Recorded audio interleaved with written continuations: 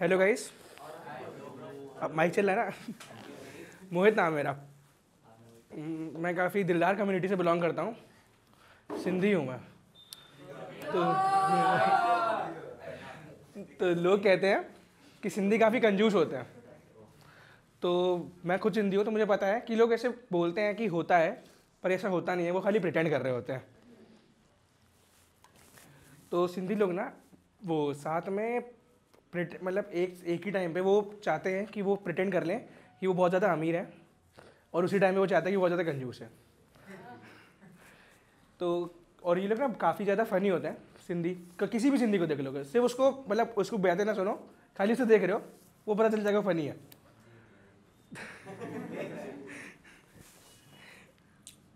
तो वो लोग ना चीज़ों को काफ़ी ज़्यादा हाइप अप कर देते हैं। अब बाकी से छोड़ो, खाली मुझे देख लेना। तो मेरे को पता चला कि मैं परफॉर्मेंस दूंगा, तो इन लोगों ने ना मुझे मेरी टिकट टाइप कुछ बना के दिया। तो मुझे लगा इन लोगों ने मेरा पैम्पलेट छपवाया। मैंने इंस्टाग्राम पे लगा दिया, मैंने व्हाट्सएप के स्टेटस पे लगा दिया, मैंने 30 लोगों को भेज दिया, मैंने 30 लोगों को इनवाइट भेज दिए। फिर याद आया कॉन्फिडेंस कहाँ से पैदा करूंगा, सबको अनसेंड करा। 2 ने पढ़ लिया तो बैठे हुए पीछे मोबाइल चला रहे हैं। तो इस चीज़ में ना काफ़ी हाइप करने में एक इंसिडेंट है, आपको बताता हूँ। थोड़ा सा दुख वाला है, लेकिन हमारे साथ काफ़ी फनी हुआ था। तो मेरी एक नानी है जो अब बची नहीं है। इसमें नहीं हंसना था, अब सुनाने दो। तो मेरी नानी की डेथ हो गई। उनकी डेथ से पहले कुछ ऐसे कांड हुए कि वो लेटे लेटे भी हंस सकती थी जब वो मर गई। मेरी नानी की थोड़ी सी तबीयत खराब हुई, तो मेरे मामा ने मेरी मम्मी को फ़ोन करा और बोला कि जल्दी सुनो, तुम्हारी मम्मी की आखिरी सांसें चल रही हैं। पहले तो मेरी मम्मी ने जवाब दिया कि मम्मी तुम्हारी भी है, ये भी बोल सकते थे। तो उन्होंने बोला कि तुम्हारी मम्मी की आखिरी सांसें चल रही। फ़ोन स्पीकर पर था, मेरी मम्मी का पार्लर में फेशियल करी थी, मैं बगल में फ़ोन पड़ा था क्योंकि मैं आंटी को देख रहा था किसका वो कर रही थी। मैं थोड़ा सा छोटा था, तो मैं ये सोच रहा हूँ कि इनको कैसे पता कि आखिरी सांसें हैं। कोई 100 गिन रहे और 101 सांसें ले ली उन्होंने। तो उनकी आखिरी सांसें चल रही थी, उन्होंने बोला। तो उन्होंने बोला, वो रोने लगी।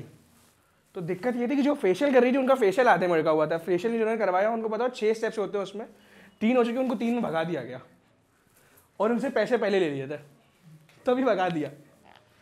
तो मम्मी ने सामान वगैरह पैक करा। आगरा में रहती है मेरी नानी। यहाँ से हम लोग आगरा के लिए निकले। तो इसमें मैं, मेरी मासी, जो बड़ी मम्मी कहता हूँ मैं उनको, मासी, वो और मम्मी और मेरा छोटा भाई और उनका एक बेटा, ये लोग गए। हम लोग स्टेशन पहुँचे। अब हम लोग को रात को 10 बजे पता चला है कि ये इंसिडेंट हुआ और 11 बजे की ट्रेन, हम लोग स्टेशन पहुँच गए किसी भी तरीके से। अब दिक्कत ये थी कि हम लोग ने इतने देर में रिजर्वेशन तो छोड़ो, जनरल टिकट भी नहीं ली थी। हम लोग ऐसे ही निकले और वहाँ पे टीटी था। तो मम्मी को पैसे बचाने थे क्योंकि सिंधी है। तो मम्मी ने बोला कि हमें कहीं भी सीट दे दो, पैसे ले लो। तो उन्होंने बोला ठीक है, वो क्यों मना करेगा। उस मम्मी ने क्योंकि बोल दिया कहीं भी, तो उसने डिमांड करे 1000 रुपये। मम्मी उसके सामने रो दी क्योंकि मम्मी को पैसे कम कराने थे। तो मम्मी ने उनको ऐसे बोल दिया कि आप समझिए, वो 40 के साल के थे, कि आप समझिए आपके साथ भी ऐसा हुआ होगा। कह रहे नहीं, मेरी मम्मी जिंदा और पहली बात मेरे घर में रहती है, मैं क्यों ट्रेन में जाऊँगा। कह रहे नहीं, आप टीटी है ना, कहीं और तो बैठे होगे, वहाँ से ट्रेन में आना पड़ गया। तो कह रहे मेरे लिए तो रेलवे फ्री है। तो उसने पैसे कम किए, ये जोक सुन के, वो मतलब ये बात सुन के। तो उन्होंने 950 रुपये ले लिए, कम करी 50 रुपये करे। इसके चक्कर में हमारी नानी अभी मरी नहीं थी, वो जिंदा थी लेकिन मर गई इनके चक्कर में। इन्होंने ऐसा बोला। तो उसने भी, वो भी हरामी था, उसने 950 रुपये लेके बाथरूम के बाहर बैठा दिया। कहा कि 50 कम करवाए थे ना, और तुमने बोला भी था कहीं भी।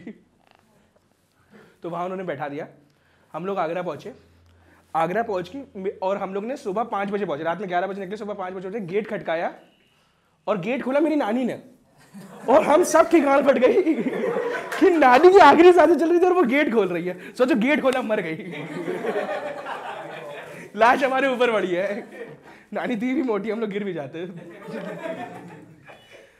तो नानी ने गेट खोला। तो नानी बिल्कुल, नानी बाथरूम थे, बस बाथरूम से बगल में गेट था। नानी ने बोला चलो मैं ही खोल दे रही। हम लोग की गांड फट चुकी थी सुबह 5 बजे जिस औरत को मरता हुआ देखने के लिए वो औरत हमारे लिए गेट खोल रही है। तो हम लोग पहुंचे उन्होंने गेट खोला और नानी पूरा दिन नानी का बिल्कुल सही साइड बीता। दूसरा दिन सही साइड बीता। फिर नानी ने अब बेटियों को बोला, उनकी बेटीज आ गई थी देखने के लिए। मैं तो कह रहा था 100 सांसें अभी कंप्लीट ही नहीं हो रही हैं, वो मर ही नहीं रही हैं। हम लोग तो आ गए पैसे खर्च के, क्योंकि हम लोग सिंधी हैं, पैसे के बारे में ज़्यादा सोचते हैं। तो उन लोगों ने सोचा कि ये मर तो रही नहीं है, तो वापस चलते हैं। तो मेरी नानी ने उनको खुद बोला कि वापस चले जाओ। अगले दिन शाम को पार्टी रखी थी, मामा का बर्थडे था। तो मैंने मम्मी को बोला कि मम्मी शाम तक रुक जाते हैं, मामा का बर्थडे, खर्ची मिल जाएगी मेरे को। मम्मी नहीं मानी। तो मम्मी ने बोला नहीं चलते हैं। फिर उस रात खाली रुके हम लोग, मामा के बर्थडे की सुबह दिन निकल गए, क्योंकि रात भर इन लोगों ने ताश खेली थी। और ताश सिंधी छोटी छोटी खेली, 500 रुपये रिकवर कर लिए थे। 2000 रुपये टोटल खर्चा हुआ था आने जाने का मिला के। तो हम लोग गए वापस। अब जो कानपुर में रहते हैं उन्हें पता होगा, कानपुर में मतलब वापस से हम लोग आ गए, थोड़ा सा बचा बस। कानपुर हम लोग आए स्टेशन से, ट्रेन से आए। तो यहाँ पे अपने सोचो कि ग्रीन कलर का ऑटो चलते हैं, देखे होंगे बड़े से सवारी वाले। तो हाँ विक्रम, हाँ। तो ये मैं सोच के बैठा था कोई ना कोई तो बोल ही देगा, कोई गरीब तो बैठा ही होगा। तो मेरी बड़ी मम्मी ने वहाँ से कर ली ओला। हम लोग थोड़े गरीब प्रिटेंड करना चाहते थे, इसलिए हम लोग आए 5-5 रुपये में घंटाघर से गुमटी तक। तो मम्मी ने गुमटी तक पहुँचे। गुमटी नंबर 5 है यार, इतना भी नहीं पता कानपुर में कहाँ रह रहे हो। अरे उसने हमारी शक्ल देख ली थी भाई। ये कहो मम्मी उसके सामने नहीं रोई पैसे कम कराने के लिए। तो मम्मी बस हम लोग उतरे। अब गुमटी में सबको अगर कोई रहता हो उस साइड तो पता हो हमारा ट्रैफिक बहुत लगता है। तो हमारा ऑटो पहुंचा ही था, हम उतर ही रहे थे, जाम लग रहा है, पीछे पुलिस वाला खड़ा है, ऑटो वाले को डंडा मार रहा है कि जल्दी आगे बढ़ाओ। मम्मी यहाँ रास्ते में, मम्मी ऐसे जिसमें विक्रम बैठे हैं 2 सीढ़ियाँ होती है उसमें, मम्मी ने पहली सीढ़ी पर पैर रखा, मम्मी का फ़ोन बजा। मम्मी ने उतरने से पहले फ़ोन उठाना सही समझा, क्योंकि वो मामा का था। और मम्मी ने मामा का फ़ोन उठाया और नानी निपट गई। तो मम्मी रोने लगी, इसलिए नहीं क्योंकि मम्मी मरने में तो रो चुकी थी ना, अब मम्मी इसलिए रो रही कि फिर 2000 खर्चने पड़ेंगे जाने के लिए यार। मम्मी रोए पड़े। तो मैंने बोला मम्मी ऑटो वाला 15 ले लेगा, यहीं से वापस छोड़ देगा दोनों के मिला के। मम्मी कहती नहीं मैं सफ़ेद कपड़े लेके नहीं आई थी। मैंने बोला मरने पे जा रही थी, सफ़ेद कपड़े नहीं लेके। ये हम लोग अभी कॉन्वर्सेशन कर रहे हैं और बीच में 2 लोग खड़े जिनको उतरना है, आगे जाम लग रहा है, क्रॉसिंग बंद हो रही है और पीछे पुलिस वाला डंडा मार रहा है। तो मैंने मम्मी को समझाया मम्मी रोना बंद करो, इसको 10 रुपये देने पड़ेंगे, नहीं मानेगा फ्री में, इसको देने ही पड़ेंगे चाहे जो कर लो। तो उतरे, हम लोग गए, घर गए, वापस से कपड़े पैक करे, वापस से गए। इस बार मेरी मासी का दूसरा बेटा भी आया था, बस थोड़ा सा बचा है। मेरी मासी का दूसरा बेटा भी आया था, क्योंकि उसने सोचा कि हम सीधा नानी के मरने पहुँचेंगे, टाइम वेस्ट नहीं करेंगे, उसे पता था कि नहीं मरने वाली है। तो हम लोग पहुँचे। अब इतने में हम लोग वापस से उसी ट्रेन में पहुँचे और वही मिलता नहीं है पर ऐसे वही टीटी मिल गया हमको। तो उसने हमसे बोला कि इस बार कौन सा बहाना है। वो कह रहा चूतिए लोगों, क्या एक दिन पहले तुम लोग अभी गए थे, फिर वापस से यहाँ से वापस वहीं जा रहे हो, वापस कब आए। तो वो पहुंचा। अब इतने में हम कोई और बहाना बनाए, इतने में जो नया बंदा था, जो मासी का दूसरा था, उसने बोल दिया नानी निपट गई। इसने बोला अबे हरामी निपटी भी है कि नहीं, कि पहली बार भी झूठ बोल के गए थे। क्योंकि मम्मी ने टीटी को तो पहली बार भी बोल दिया था ना नानी निपट गई। फिर इसने और उसने मांगे 2000 रुपये और कहता है इस बार तो कम भी नहीं करूंगा, बैठना बैठो वरना नानी तो निपट गई है। अब कोई फायदा भी नहीं जल्दी जाने का। तो हम लोग ने 2000 दिए, वापस से पहुंचे, नानी के पास पहुंचे, वहाँ नानी लेटी हुई है। और इस बार उन्होंने गेट नहीं खोला, अगर इस बार खोल देती तो गांड फटती, इसमें सच में फट जाती। तो इसमें बस एक आखिरी सा है कि एक फनी इंसिडेंट हुआ था, बहुत ज़्यादा मेरी वजह से हुआ था। जो सब लोग नानी के पास बैठ के रो रहे थे, मैं भी थोड़ा दुख में था। उस टाइम में थोड़ा सा ट्रेंड था कि लोग व्हाट्सएप और इंस्टाग्राम पे ना RIP लिख रहे थे, जो मर जा रहा था उसके सामने। तो मैं थोड़ा सा कंफ्यूज था, मैंने थोड़ा दुख में होऊंगा शायद, पता नहीं क्या, मैंने लिख दिया RIP दादी। और मरी मेरी नानी थी और दादी मेरे घर में जिंदा है। तो दादी मेरी जिंदा थी। तो उनके ना, अब मैंने लिखा था दिन में, दादी सुबह मंदिर होके आई थी, मंदिर में सब लोगों से मिली थी, उनके 18 दोस्त, एक क्रश था। दादा भी जिंदा नहीं है इसलिए उनका भी क्रश था। तो दादी वहाँ पे पहुँची और उन्होंने, मतलब वहाँ के जो 18 लोग थे ना, उनकी गांड फट गई कि सुबह तो मिले थे फिर रिपट भी गई। और आप सोचिएगा वो 18 लोग सफ़ेद कपड़े पहन के दिन में हमारे घर पे पहुँचे कि हम भी थोड़ा रो लेंगे। एक तो क्रश भी था उनका। 19 लोग टोटल पहुँचे, 19 लोग। गेट खटकाया उन्होंने शांति से, कोई मरने पे हल्ला करते हो तो आएगा नहीं, तो शांति से गेट खोला और गेट खोला मेरी दादी ने। सोचो गांड कितनी फटी होगी।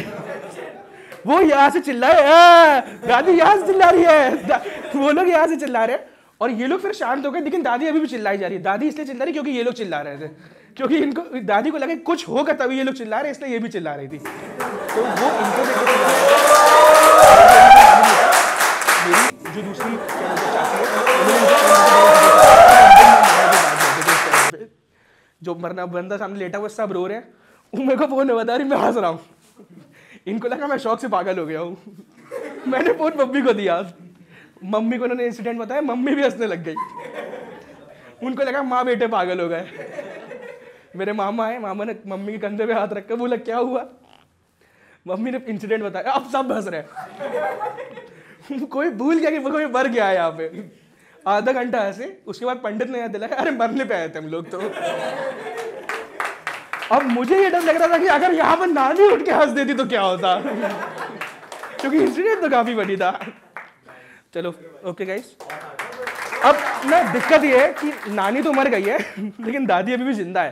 तो अगर ये वीडियो यूट्यूब पे गई और दादी ने देखी तो गांड मेरी भी फटने वाली है।